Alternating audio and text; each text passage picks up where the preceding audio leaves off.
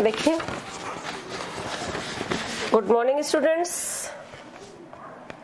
अभी जो कि आपका चेंज पैटर्न है, examination pattern, I want to tell about it.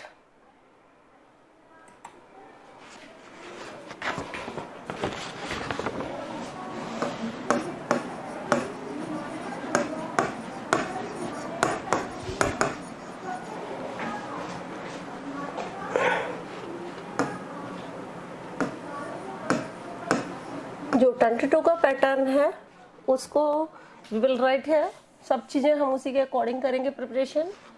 तो that's why I want to tell you about this today. अब इसमें मार्किंग देखिए कितनी कितनी मार्किंग है।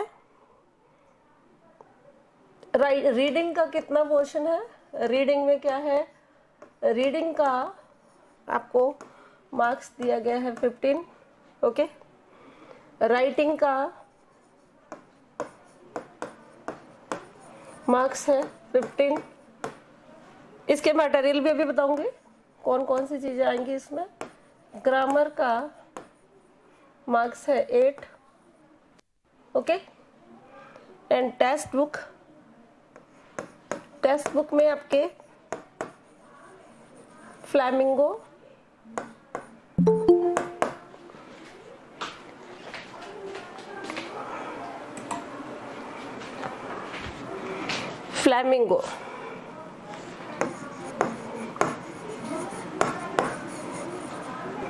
का मार्क्स है 28।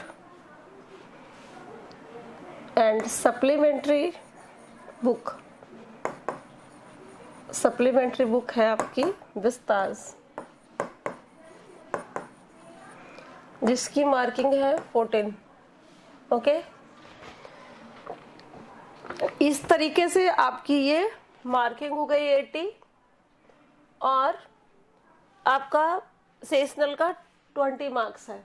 ठीक है, तो have you written this? Yes, ma'am. Okay. Yes, ma'am. Now section A. We will read about this कि किस तरह से ये पेपर होगा। तो first of all reading portion, section A. How will you attempt there? आपको पता है कि जब हम लिखते हैं ऊपर, आपको पहले भी मैंने बताया हुआ है, ये इसी पैटर्न में लिखा जाएगा। Totally it should be in capital letter. इन्होंने नहीं लगाया है लेकिन हम इसमें कॉलन यूज करेंगे। ए लिखेंगे यहाँ पर और इसको इन्वर्टेड कॉमर्स में क्लोज करेंगे। देखिए, ये चीजें जो हैं इनको आपको कॉमनली नहीं लेना है।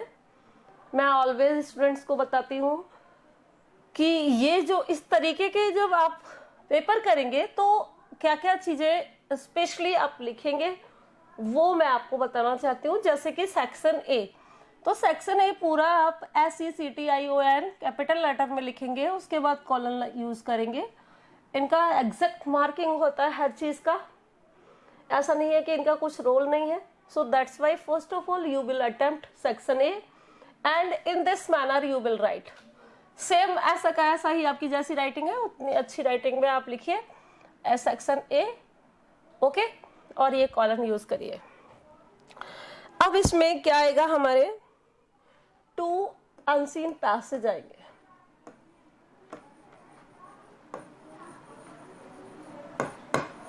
ओके, 2 अनसीन पैसेज आएंगे आपके, जो कि 700 या 900 के होंगे। इससे कोई मतलब नहीं है, वर्ड्स जो लिमिट होगी इसकी 700 और 900 होगी। Okay, the passage will include 2 of the following. देखिए किस तरह के पैसेजेस होंगे। फैक्चुअल, जिसमें कि इंस्ट्रक्शंस, डिस्क्रिप्शंस और रिपोर्ट्स होती हैं। नेक्स्ट है डिस्कर्सिव,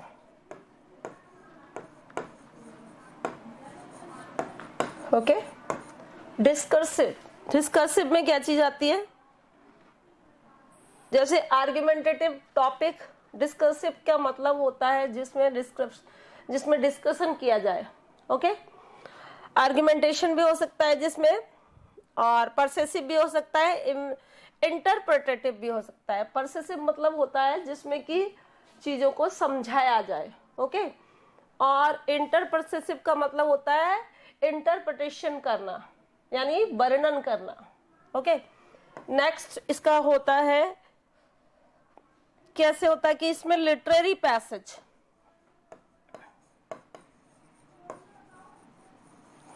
लिटरेरी पैसेज में क्या चीज आती है, ये फिक्शन, ड्रामा, पोइट्री, ऐसे, बायोग्राफी, किसी से भी लिया जा सकता है, समझ गए।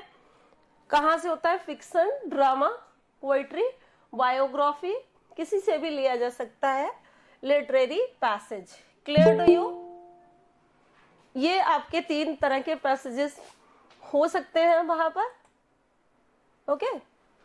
तो इन पैसेजेस में फैक्चुअल डिस्क्रिप्शन और डिस्कर्सिव, और डिस्कर्सिव का मतलब मैंने क्या बताया, फैक्चुअल डिस्क्रिप्शन में ये होता है कि जैसे रोड एक्सीडेंट है या फिर ऐसी कोई घटना है जो कि रियलिटी में, जैसे कि एनुअल फंक्शन है, ये भी आपका फैक्चुअल डिस्क्रिप्शन में आ जाएगा, ओके। या फिर कोई ऐसा इवेंट है जो कि आपका आंखों देखा हाल जैसे बोला जाता है, वो आपका फैक्चुअल डिस्क्रिप्शन के अंदर आता है। डिस्कर्सिव में आर्ग्यूमेंटेशन होती है कि आप किसी चीज के बारे में क्या चीज प्रमोट कर रहे हैं, what you want to say about any topic, वो आता है डिस्कर्सिव में। और फिर उसके बाद लिटरेरी पैसेजेस में आपको पता ही है, प्रोज, पोइट्री, फिक्शन और ड्रामास यूज होते हैं। क्लियर? तो हैव यू रिटन दिस? आपको पता चल गया किस तरह के पैसेजेस होते हैं। अनसीन पैसेजेस इन 3 तरह के होते हैं। नेक्स्ट थिंग, इसमें से इनके एरियाज जो होते हैं किस तरह के होते हैं और मार्क्स कैसे होते हैं।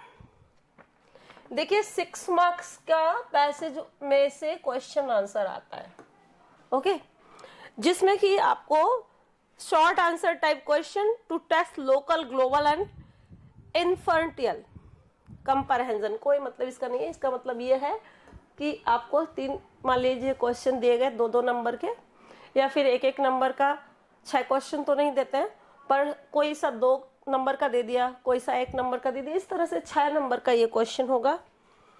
और उसके बाद 3 नंबर का आपका वोकाबुलरी होगा। वोकाबुलरी का मतलब जानते हैं, यानी कि वर्ड मीनिंग वगैरह, ओके, जो कि कई बार एंटोनिम्स होते हैं, अपोजिट वर्ड्स, और कई बार सिनोनिम्स होते हैं, सिमिलर वर्ड्स, वो भी आपके एग्जाम में आते हैं, ओके। तो इस तरह से आपका 9 मार्क्स इसके हुए 1 के। नेक्स्ट, अब है इसके बाद आपका 9 मार्क्स, यानी 2 हो गए ना आपके पास में, ठीक है। और इस तरह से आपके कितने मार्क्स बताए हैं मैंने रीडिंग पोर्शन में, आपके 15 यस।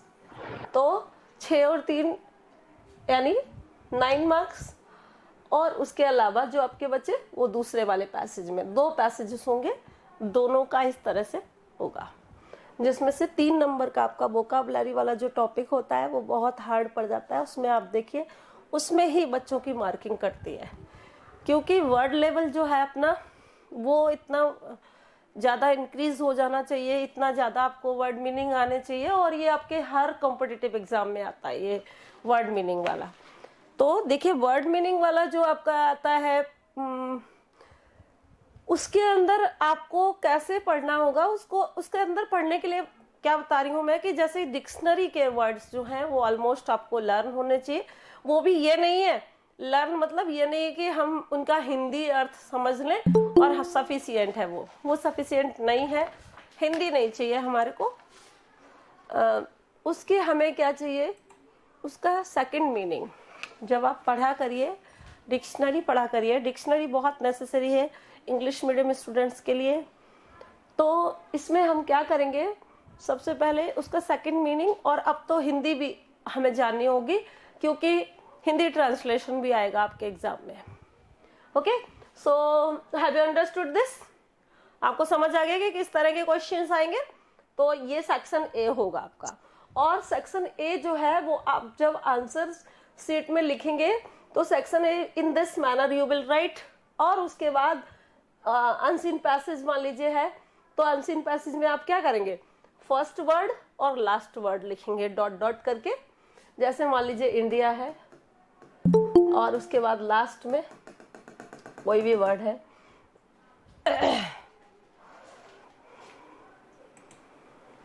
अब जैसे पॉपुलर मान लीजिए, ओके, ये इस तरीके से आप लिखेंगे।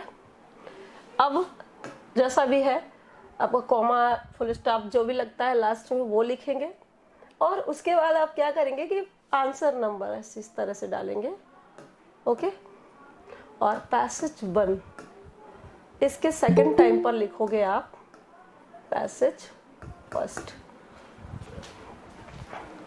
यानी इतना तो आप लोगों को बहुत अच्छी तरह से, मतलब कि एक भी चीज, ये भी मार्किंग का आपका एक जरिया है।